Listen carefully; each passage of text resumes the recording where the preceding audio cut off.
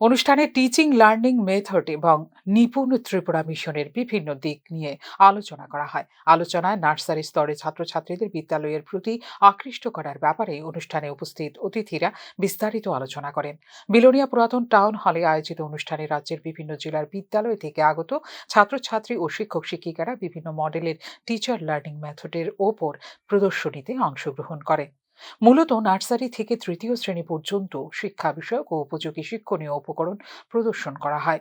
প্রদর্শনীতে নির্বাচিত ৮০টি শিক্ষণীয় উপকরণ জেলা পর্যায় থেকে রাজ্য পর্যায়ের প্রদর্শনীতে অংশগ্রহণ করবে বলে এদিনের অনুষ্ঠানে আলোচনার মাধ্যমে জানা যায়। দক্ষিণ জেলার বেশ কিছু প্রাথমিক স্তরের বিদ্যালয়ে ২ থেকে ৩ জন শিক্ষক রয়েছেন, তাই এই শিক্ষক স্বল্পতার বিষয়টি উল্লেখ করে জেলার পক্ষ থেকে রাজ্য সরকারের নিকট শিক্ষক নিয়োগের ব্যাপারে আবেদন জানানো হয়েছে বলে জানিয়েছেন দক্ষিণ জেলা পরিষদের সভাধিপতি দীপক দত্ত। আমাদের জেলা পরিষদ থেকে আমরা রাজ্য সরকারের কাছে ডিমান্ডও করেছি, কিন্তু এই শিক্ষা সম্পদার মধ্যে আমরা লক্ষ্য করেছি কোনো কোনো বিদ্যালয়ে কোনো কোনো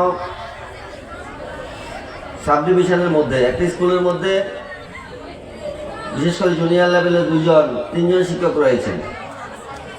আপনারা অনেক পরিশ্রম করেন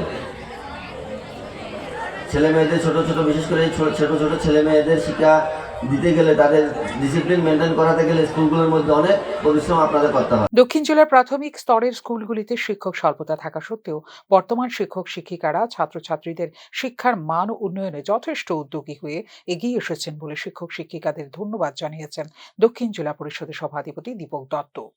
ফিউরো রিপোর্ট, নিউজ নাও।